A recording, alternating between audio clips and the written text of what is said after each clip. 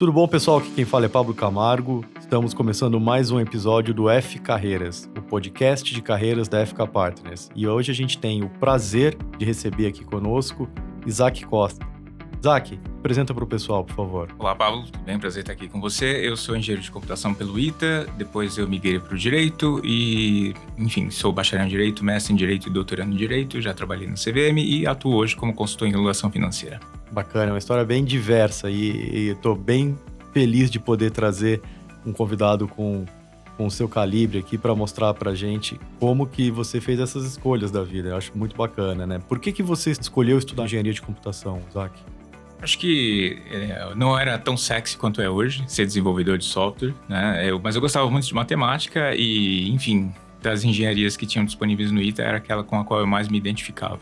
E eu gostava de programar, gostava de pensamentos abstratos, detestava eletrônica e acabei seguindo por essa linha. Fui muito feliz desenvolvendo sistemas, especificando requisitos e durante muito tempo teve realmente um fit muito grande entre o que eu esperava da carreira e o que efetivamente eu fiz profissionalmente. E o que é muito tempo? O que é isso? Assim, durante a faculdade, depois? Ao longo da faculdade, depois da faculdade, eu posso dizer que eu trabalhei por cerca de 10 anos na área de computação. E a parte mais legal foi não só o conhecimento abstrato, mas poder explorar vários domínios diferentes, né? Desde sistemas de gestão de estoques, sistemas de pagamentos, onde eu tive a oportunidade de conhecer você lá atrás, desenvolvimento de sistemas para a internet, gerenciamento de conteúdo. Eu tive o privilégio de atuar com desenvolvimento de software na época em que a internet era mato. E a gente tinha tecnologias muito rudimentares para tentar fazer, enfim, e-commerce e coisas do gênero, na época da bolha.com ainda. Então, ao longo da década de 2000, eu fui muito feliz com o desenvolvimento de software.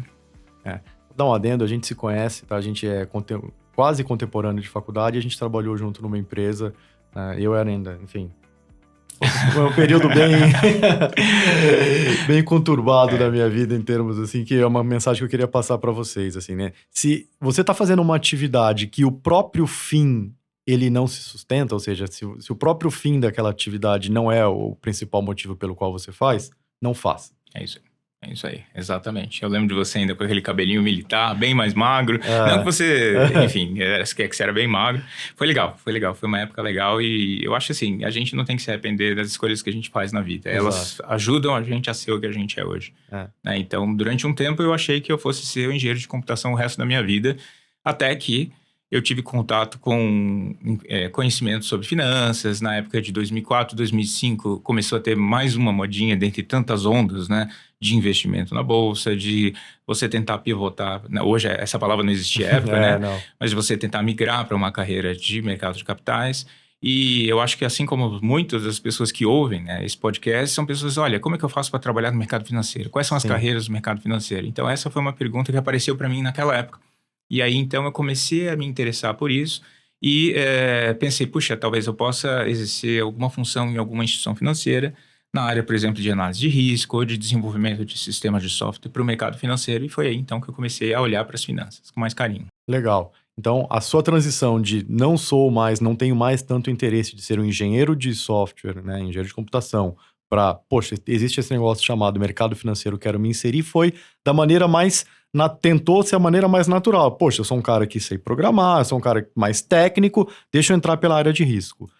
Você nem chegou a pensar, falar, pô, deixa eu tentar também do outro lado, talvez fazer gestão, talvez trabalhar com produtos, tal. Isso passou pela sua cabeça? Passou pela minha cabeça, mas eu acho assim, isso eu acho que é importante independente da época, isso foi em 2005, 2006, mas eu acho que essa ideia vale hoje. Eu acho que você tem sempre que explorar a sua vantagem específica. Exato. Né? Então, se eu tenho conhecimento em desenvolvimento de software, eu posso entrar para tentar um cargo de gestão? Posso, mas eu vou competir com um recém-formado que também está tentando entrar na carreira de gestão. E eu vou ganhar um salário de recém-formado, vou ser tratado como recém-formado e eu vou meio que colocar de lado toda uma bagagem, alguns anos, não são muitos, mas alguns anos de vivência. Então, eu acho que a gente sempre tem que tentar entrar pela porta e a minha carreira é baseada muito nisso. Eu posso sintetizar hoje que eu sou um profissional que procuro atuar na interseção entre finanças, tecnologia e direito, que foi uma parte que veio depois ainda na minha carreira. E eu consigo ter alguma vantagem, né, em relação a quem tem 15, 20, 30 anos de direito, ou entre quem tem 15, 20, 30 anos de finanças, exatamente porque eu sou um intérprete entre mundos diferentes. né? Então, eu acho que quando você pivota a sua carreira, o importante é você levar consigo, por mais que você esteja cansado de programar, por mais que você esteja cansado de trabalhar com direito, ou porque você esteja cansado de trabalhar com finanças. Eu conheço gente que está cansado nas 3 áreas Com e está certeza. tentando migrar. Leve o seu passado com você. Ele não é um fardo, ele, na verdade, é um ativo. Legal. Então, quando você fez essa transição, você foi fazer o quê? Assim, pô, quero ir para finanças, vou para a área de risco. O que aconteceu com a sua vida, com a sua Então, carreira? na verdade, na época, eu conversei com várias pessoas e uma pessoa que me ajudou muito, hoje eu acredito que ele ainda é professor aqui da FK Partners, foi o Ventura, né? Sim. Foi meu bicho, mas hoje é o head de Private Wealth lá do Do Citi Citi. e ele me ajudou bastante na época. Talvez ele nem lembre disso, mas ele me falou sobre a certificação CFA, ele foi a primeira pessoa que me falou sobre o CFA e eu sempre gostei da ideia de você fazer uma certificação, por quê? Não pela certificação em si, que é algo que está um pouco fora de moda hoje, né? Na gig economy, todo mundo fala que uma certificação, um diploma é como se fosse um alvará de táxi, né? É uma coisa que tenderá a ficar obsoleta. Mas, na verdade, eu acho que quando você faz uma certificação, então quando você faz um concurso público, embora sejam coisas muito diferentes, você se desafia a navegar por um conteúdo de uma forma abrangente, não é? Então, se você tem alguma lacuna na sua formação, ou se você, enfim, nunca estudou um determinado assunto, você se força a estudar aquele assunto. Então, o movimento que eu fiz, o que eu pensei em fazer foi o seguinte, olha, eu vou pegar essa certificação que é super difícil, eu vou encarar essa certificação, vou navegar por ela e eu vou aprender economia, vou aprender análise de demonstrações financeiras, etc, todos os tópicos do programa.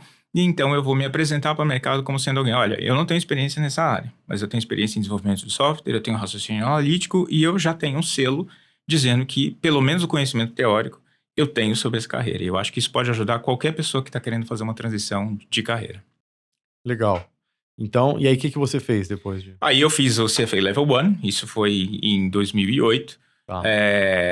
bem no ano da crise. Eu fiz a Exato. prova antes da crise ter estourado. Sim. Na época, inclusive, eu queria registrar isso desde então. O meu método de estudo, e enfim, é espontâneo isso, tá? Não estou sendo pago para isso, mas é bastante espontâneo. Eu tive contato com o material da Kaplan Schweizer, que inclusive Sim. vocês disponibilizam aqui no Brasil. E esse método de estudo, de fazer questões, olhar aqueles tópicos que você mais erra, aprofundar as questões do tópico que você mais erra, isso me ajudou a... Praticamente, eu dei um tiro curto de 3 meses e eu consegui passar no CFA Level 1 em junho de 2008, tá? Junho de 8. Em junho de 2008.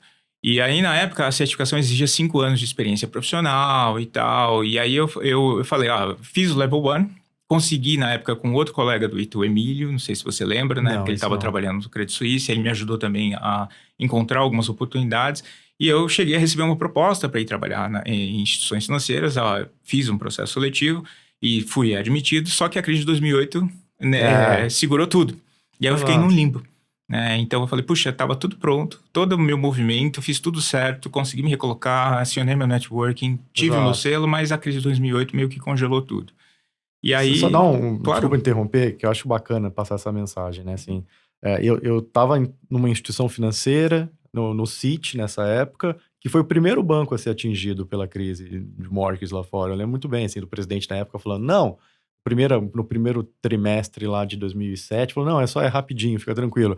Aí foi no segundo trimestre piorando, e eu tava numa cadeira de um produto que não era tão atraente, continua, enfim, nem existe mais lá no banco, eu sei. Aí, last in, first out, né? Então, eu tinha o último a entrar na cadeira, o primeiro a sair. Então, o que eu quero deixar claro, assim, com a história que o Isaac tá contando e com a minha própria história é que tem acontecimentos que a gente simplesmente não controla. É tão simples quanto isso. E você aceita e segue a vida. Exato, e você tem que se adaptar, né? Você tem que saber navegar pelas vicissitudes aí do acaso, né? Exato. E aí eu me encontrei num limbo naquela época, eu também não estava muito bem de saúde, ainda estava trabalhando com desenvolvimento de software, mas estava em paz, assim, eu vou dizer para você, nunca, tipo, não aguento mais, mas só que eu percebi que eu estava começando a ficar velho para a indústria de software, com 30 anos, eu ouvi inclusive de recrutadores que eu estava velho, né? Eu ouvi isso, e além disso eu tinha concorrentes que não eram concorrentes diretos, mas eram pessoas com 2, 3 anos de formado que aceitavam ganhar, sei lá, 1/3 do que eu ganhava. Exato. E que estavam com muito mais energia para aprender coisas novas. E as tecnologias estavam mudando muito. Então, as coisas que eu aprendi na faculdade, as coisas que eu aprendi on the job entre 2000 e 2005 e o que eu estava aprendendo na época estavam mudando muito. Então, foi quando começou a surgir o iPhone, quando começaram a surgir a ideia de desenvolvimento de aplicativos, novos modelos na internet. E aí, durante um tempo, eu fiquei num limbo e eu falei, olha, dado que a gente está passando essa chuva, essa tempestade, e dado que eu sei fazer prova, vou fazer um concurso público, né? E aí, foi uma ideia que eu joguei no ar e veja, entre 2005 e 2008 foi o período que eu fui construindo essa transição, até fazer a prova do CFA. Entre pensar em fazer a prova do CFA em 2005 e 2006, até efetivamente fazer a prova e estudar para a prova, demorou 2, 3 anos. E depois, entre eu tomar essa decisão, então, de fazer um concurso público, demorou mais 2 anos. Aí um dia eu estava com 2 colegas do ITA num shopping, encontrei, um deles tinha acabado de passar no Banco Central e o outro na Receita. Ele falou, Isaac, por que você não faz um concurso? Eu falei, tô pensando nisso e tal. E aí, por acaso, eu abri um dia a internet para ajudar uma amiga que tinha pedido, ouvi falar de um concurso público, dá uma olhada para mim, saiu o edital. Aí eu vi que tinha saído um edital para a CVM, para a Comissão de Valores Imobiliários. Legal. Em outubro de 2010. E aí eu me inscrevi, estudei, dei um gás, fiz a prova e fui aprovado, graças a Deus, para trabalhar na CVM aqui em São Paulo. Você estudou quanto tempo? Eu estudei 3 meses, tá, para o concurso da CVM. E tudo que eu fiz antes me ajudou bastante. Então, não é um parâmetro dizer, me gabar aqui. Não, eu estudei só 3 meses e passei no concurso público super concorrido. Não, foi conhecimento que eu fui acumulando ao longo da vida. Certo. Tá? Então, muitas vezes, você que está pensando em fazer um curso, uma certificação, pode achar, puxa, mas eu não vou usar depois. Não, eu acho que quando você estuda e se prepara para uma certificação, eu acho que é um conhecimento que fica com você. Então, tudo que eu estudei de economia, análise de demonstrações financeiras, me ajudou. Eu quase não tive que estudar matemática financeira para a prova da CV. Basicamente, eu só tive que estudar o quê?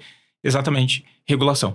E foi aí que eu falei, puxa, para trabalhar no mercado, não adianta só, principalmente do lado do Estado, obviamente, não adianta só saber finanças, não adianta só saber economia e matemática financeira. Eu tenho que saber esse tal desse direito, que era uma coisa que para mim era alienígena, e eu sempre detestei ciências humanas, porque eu achava que era, enfim, muito textão, muito, enfim, discursos que não eram muito práticos. Eu sou engenheiro, você também.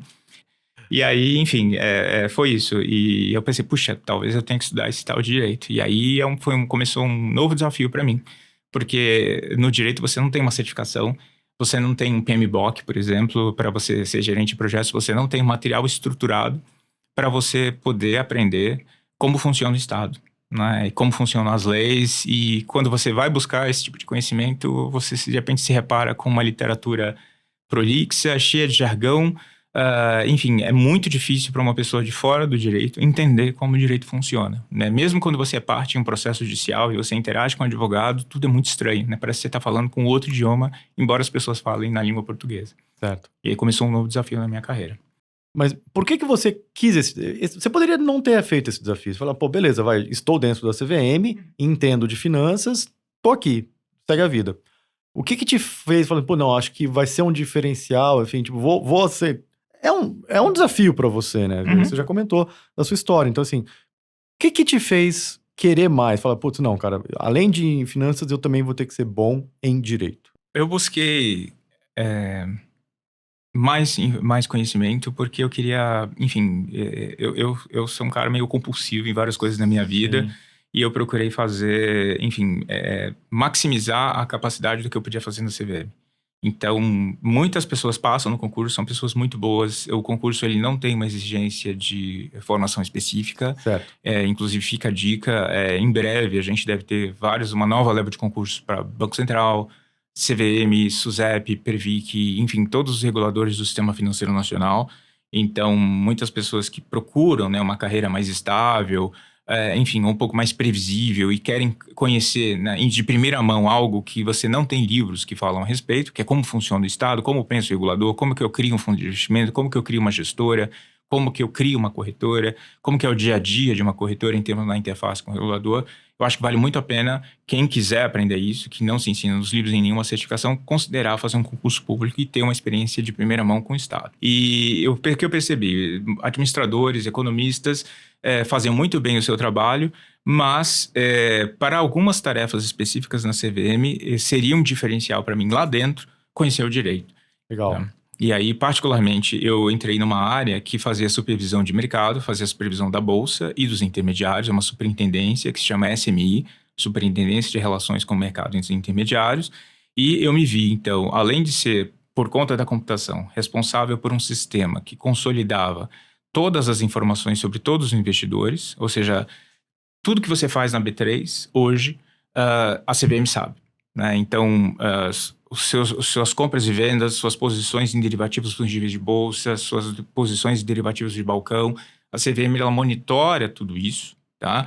Para que ela detecte padrões de manipulação de mercado, insider trading e outras infrações do âmbito do mercado secundário. Então, além de cuidar desse sistema, eu instruía processos administrativos sancionadores, ou seja, é uma espécie de... A área técnica da CVM, ela acusa pessoas por fazer insider trading e por fazer manipulação de mercado, né? Principalmente no âmbito do mercado secundário. Então, pump and dump, esquemas de manipulação por meio de informações falsas, inflação dos preços, esquemas de você fazer front-running, receber a ordem e tentar se antecipar aos investidores. Isso tudo era totalmente estranho para mim. Eu aprendi isso do zero, aprendi on the job. E eu percebi, puxa, para eu fazer melhor esse trabalho, eu preciso saber direito, porque eu preciso acusar pessoas. Então, eu não posso acusar pessoas sem uma base técnica multidisciplinar, tanto de finanças. Então, eu tinha que explicar o que era uma opção, eu tinha que explicar o que era um livro de ofertas, o que era o spread. Enfim, a gente teve que se defrontar com spoofing e layering, que são formas de manipulação de mercado no livro de ofertas praticadas por meio de algoritmos. Então, para você poder explicar isso, você tem que saber finanças. Mas para você transpor isso para uma linguagem que os julgadores da CVM, que são os diretores da autarquia, em sua maior parte advogados, consigam entender, você precisa saber direito. Então, novamente, eu me vi numa situação, puxa, eu preciso ser um intérprete entre esses dois mundos. E foi por isso que eu resolvi fazer Direito na Universidade de São Paulo, na USP, na São Francisco, incentivado por um outro colega do ITA. Então, assim, meus colegas do ITA, em alguns momentos muito peculiares na minha carreira, me inspiraram. Legal. E esse meu amigo, ele falou, Isaac, a USP, você sabe fazer prova, dá para fazer FUVEST, é perto da CVM em São Paulo, dá para ir a pé, enfim, vamos lá. E aí ele tinha passado, aí eu falei, vou com você. Então vamos lá. Eu passei no ano seguinte, fui calouro dele, a gente inclusive chegou a trabalhar junto em alguns momentos na CVM, e aí eu entrei no mundo da miçanga e da ciranda e aplaudindo o pôr do sol, e foi uma experiência muito legal. E tem sido, né? E aí, o que acontece? Algo que as pessoas não costumam fazer. Uma vez dentro da faculdade de Direito, eu poderia também ter focado só nos assuntos que me interessavam, mas aí, como eu já falei, eu sou compulsivo. Sim. E eu encarei a faculdade de Direito como se fosse uma certificação. E meio que como fosse um videogame que eu propus para mim mesmo, eu falei, puxa, e se eu tentar maximizar a nota que eu vou ter em cada disciplina?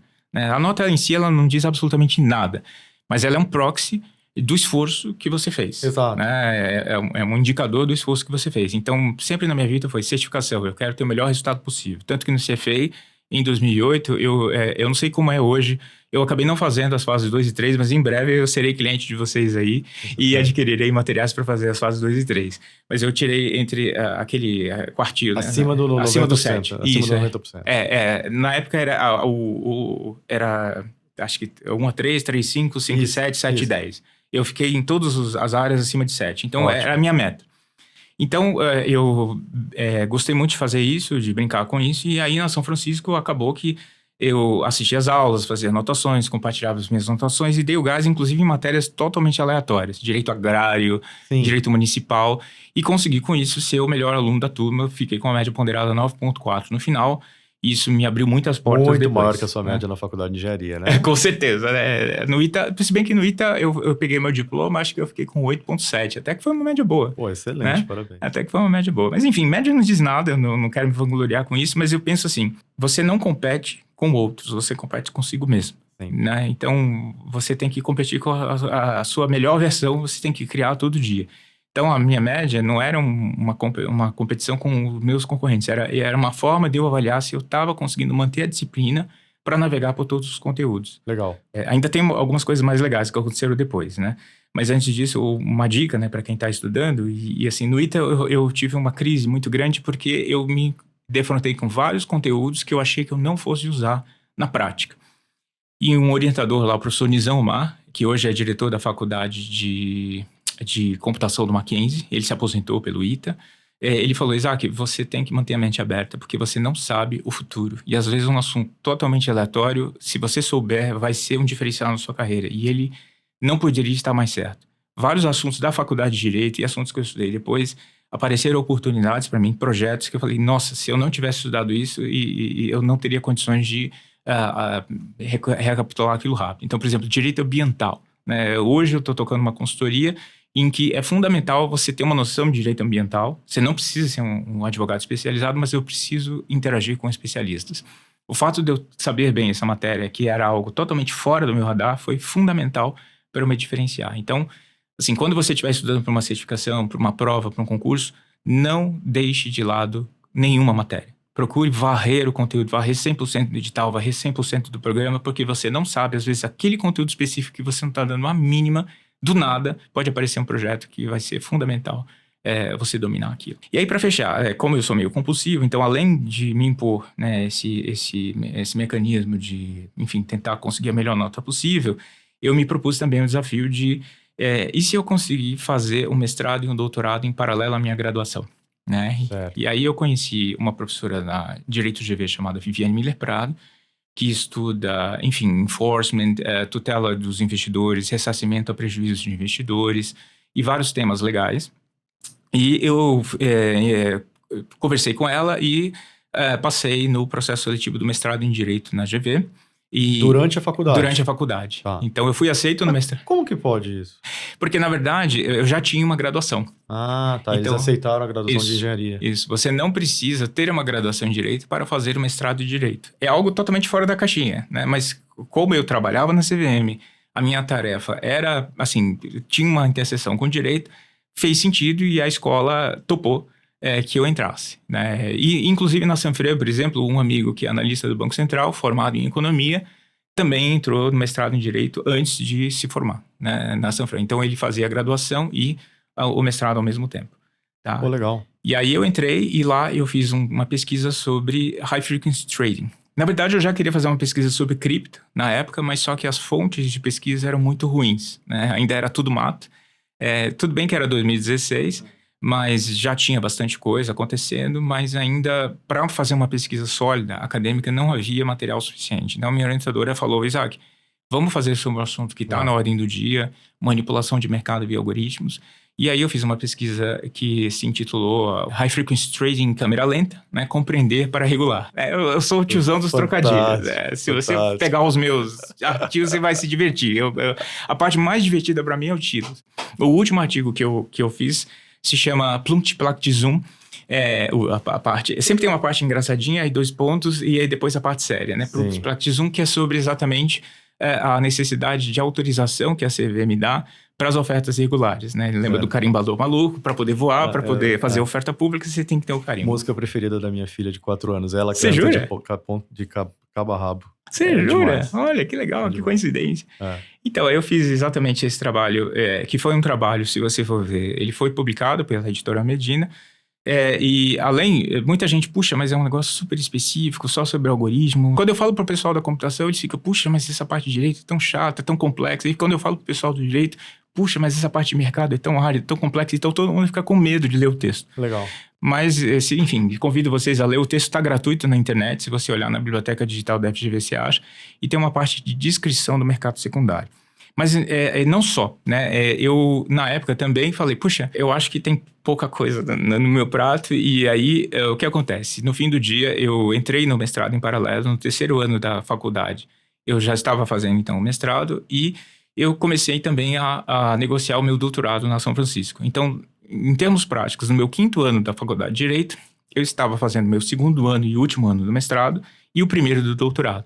Eu acabei entrando em paralelo, então eu paralelizei algumas coisas.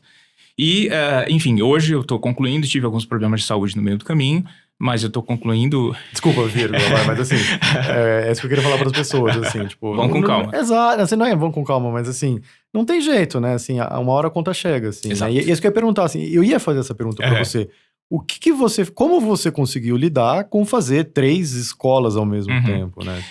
Na verdade, eu consegui, para um período, um afastamento da CVM para um programa de capacitação dos servidores, chamado Programa de Educação Regular, que fazia sentido a minha pesquisa com o que a CVM estava querendo, né? E aí, inclusive, eu devolvi lá dentro esse conteúdo. Enfim, foi um investimento pago com os recursos públicos e, enfim, que eu acabei devolvendo lá dentro. Quando eu retornei do afastamento, eu fui trabalhar como assessor do colegiado da autarquia, então eu ajudei a fazer relatórios e votos para os diretores. Particularmente trabalhei com o diretor Carlos Alberto Rebelo e com o diretor Gustavo Gonzalez, que acabou de sair esse ano no seu mandato. E a conta chegou, né? Mas a conta chegou, na verdade, é muito mais por uma carga de saúde que eu já tinha antes. Quando você me conheceu, eu já era gordinho, né? Eu sempre lutei com obesidade, tudo, e enfim. Mas você tá magro, pô. Então, é que na época isso potencializou, eu cheguei a bater 150 quilos. Tá. E aí, enfim, a conta chegou, e aí eu, enfim, tive alguns problemas de saúde e acabei fazendo uma cirurgia bariátrica. Tá. E aí, depois dessa cirurgia, é que as coisas ficaram um pouco complicadas, eu tive algumas complicações. Sim. Alguns problemas de nutrição, etc, etc. Mas sobrevivi, né? Perdi 50 quilos, um pouco mais do que isso, e tô aqui magro, não tô, muita bondade sua, mas eu tô vivo. E aí, para fechar, no ano passado eu decidi sair da CVM, né? Ou seja, eu pedi exoneração de um emprego público estável, com aposentadoria garantida, enfim, alguma relevância, né? Algum prestígio, enfim, algumas portas de acesso. Por que eu decidi fazer isso, Paulo? Não estava infeliz na CVM, muito pelo contrário. Tenho amigos excelentes que ficaram lá, não tinha problema algum, né, com a CVM, mas eu senti que eu queria aprender outras coisas. Eu queria dar aula, né, comecei inclusive a dar aulas, né, em algumas instituições de ensino aqui em São Paulo, de diversas coisas, de sociedade anônima de mercado de capitais. Comecei a fazer uma pesquisa bastante intensa sobre fintechs e criptoativos, exatamente voltando ao início da nossa conversa, aproveitar a sua vantagem específica. No que você é bom, do que você gosta, no que você aprendeu do seu passado. Tecnologia, né? Aprendi finanças. Então, agora eu estou aprendendo direito. O que é que eu posso fazer? Qual que é a área que mais está crescendo e que mais demanda conhecimento nesses 3 tópicos? Fintechs e criptoeconomia. Então, eu comecei a me debruçar sobre isso, né, sobre esse assunto, e eu senti que estava havendo um descompasso entre o meu interesse e as coisas que eu estava fazendo no CVM. Hoje o regulador brasileiro e os reguladores de todo mundo, né? Eles estão sofrendo para entender. Né? E o subtítulo da minha dissertação, Compreender para Regular, eu acho que é uma mensagem não só para os meus leitores, mas para mim. Para você entender uma inovação, você precisa compreender, você precisa conversar com as pessoas, com os startupeiros, com os crypto buffers, enfim, com a galera para tentar entender quais são os riscos, e não pode simplesmente dizer não. Né? Só voa se tiver o Plaquete 1, só voa se tiver o carimbo. Né? O regulador precisa entender. E aí, a CVM tem feito um movimento muito interessante de tentar compreender, mas ainda nós não temos uma resposta, né, para vários desses fenômenos, né? Principalmente NFTs, ofertas públicas de criptoativos, exchanges de criptoativos, elas são ornitorrincos, né? Você não sabe se elas são corretoras, se elas são bolsas, né, se elas são depositárias centrais, você não sabe qual é a ligação delas com o sistema de pagamentos, porque o Bitcoin e os criptoativos foram feitos para ser feito algo, para que as operações fossem feitas à margem do sistema de pagamentos. Certo. Enfim, são vários desafios muito legais. Enfim, como eu acho que você particularmente e toda a galera, o que leva um jovem de 15, 16 anos a olhar aquela questão que tem parêntese e ita na frente e falar, não, eu não vou pular essa questão, eu vou mergulhar nessa questão. É exatamente essa vontade de tentar quebrar, mexer com quebra-cabeças e tentar resolver questões difíceis. Então, por conta disso, meio que movido por esse, sei lá, eu me vejo como um inseto que vai na direção de uma luz, né? Então, surgiu essa... Eu não sou um caçador de borboletas, mas também acho que sou, né? Sou e não sou ao mesmo tempo, mas sim, não porque eu seja alguém que totalmente sem chão, eu sou movido a desafios. E aí eu vi esse novo desafio e eu senti um descompasso entre o que eu fazia na CVM e as coisas que eu poderia fazer, principalmente eu tinha várias restrições a falar em público, ao que eu poderia falar, enfim, e outra coisa, quando você fala como analista de mercado de capitais da CVM, mesmo que você não seja ninguém lá dentro, sempre dá a entender que é o regulador que está falando. Mesmo que você fale, todas as opiniões são puramente pessoais, etc., então ficava uma coisa chata, né? E eu poderia ter não só um problema de processo disciplinar, mas também seria ruim, né? Macularia qualquer opinião que eu desse. Então, para eu poder ser um livre pensador, um pesquisador, um professor, eu me sentia à vontade de pedir e correr esse risco. Tá? E aí, o que eu faço hoje, Paulo? Eu não sei, a minha carreira, eu acho que ela é muito sui generis, mas o que eu acho que as pessoas que estão ouvindo, né, nos ouvindo aqui hoje, podem tentar aproveitar dessa conversa aprenda a aprender. Né? Não se intimide diante de nenhuma área do conhecimento. Se hoje você trabalha com finanças ou você não trabalha com finanças, você pode navegar livremente de um mundo para outro, desde que você invista em educação, que você crie um networking, obviamente, adequado e que você, enfim, aceite em alguns momentos sair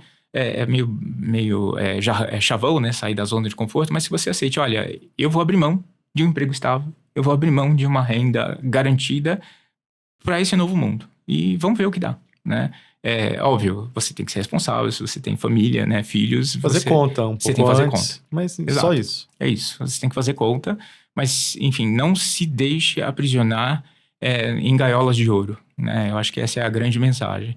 E aí eu resolvi sair da CVM, hoje trabalho como consultor independente, em breve eu ingressarei como sócio numa banca de advocacia, mas eu definitivamente não quero, né, ser um advogado padrão que, tipo, fique dentro da caixinha, fazendo petições, trabalhando em, vamos dizer assim, temas muito restritos, né? Tanto que o escritório com o qual eu estou negociando hoje, né, e que devo ingressar em breve, é um escritório de contencioso de alta complexidade. Então, são casos em que não o advogado peticiona e fica esperando o juiz decidir. Não, envolvem várias áreas de direito, concorrencial, administrativo, societário, mercado. Geralmente são processos judiciais que tramitam junto com a arbitragem, processos administrativos. Então, é uma área bem interessante. E também eu tenho ajudado atuado como advisor, né, de alguns projetos, de algumas startups, de alguns temas e também como professor. Tá? Então, eu penso assim, hoje eu me vejo como uma espécie de Gandalf, sabe?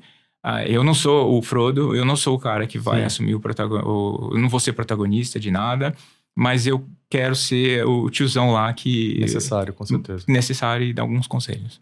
2 caminhos. Vamos lá. Cripto ou advocacia? Se fosse escolher um ou outro. Why not both? Né? Eu sabia que ia responder isso. Exato. Você vai sempre tentar trabalhar na intersecção. Sinergia, cara. Eu sou alguém que busca sinergias. Porque a coisa que realmente meu maior pesadelo é fazer tarefas repetitivas. É ficar preso em uma coisa só. E pode ter certeza que daqui a 5, daqui a 10 anos, talvez eu não esteja fazendo nenhum dos dois. Sabe qual que é o maior pesadelo do macaco prego? Qual é? Tubarão martelo. Boa, gostei dessa. É bem isso, cara, é bem isso. Eu não quero ficar preso. Enfim, isso é um problema, né? Eu acho que para uma empresa, eu não sou alguém realmente que vá ser um cara que, tipo, numa entrevista, eu não me contrataria, entende? Para uma empresa, tipo, que vai seguir uma carreira, que vai esperar, que vai ficar na fila. Eu não quero ser o CEO, eu não quero ser o dono da empresa, eu não quero os holofotes. Eu quero ser um cara que dê pitaco em projetos, entregue e parta para o próximo projeto. É isso. E tem pessoas que são assim, tem pessoas que não são assim. Exato. E acho muito bacana o que você está comentando, Isaac, que é o seguinte, a gente tem alguns cabelos brancos aqui na cabeça, então assim, tipo, a gente ganhou uma coisa com a vida que você tem que se conhecer. Assim, a partir do momento que você se conhece, você sabe onde você quer se colocar, você com certeza vai se colocar em posições melhores de quem se tenta se colocar só porque a sociedade impõe, enfim, ou qualquer coisa parecida, né? Certamente. Eu gosto daquela frase, I march by my own drum. Eu sigo meu próprio ritmo, mas eu gosto da ideia no bumbo, né? A gente foi brevemente militar. Eu fui militar por mais tempo que você. Você não foi optante, não, né? Não. Tá. Mas pelo menos por um ano você marchou lá no pé direito. Então eu marcho ao ritmo do meu próprio bumbo, né? Na batida do meu próprio bumbo. Eu acho que a liberdade e vamos dizer assim, é muito difícil, tá? Não é fácil chegar nesse caminho. Não tem segredo. Eu acho que muita gente que fala sobre a carreira, essas pessoas elas estão dando números de bilhete de loteria contemplado. Então não dá para você seguir o mesmo caminho. Cada pessoa tem uma trajetória diferente.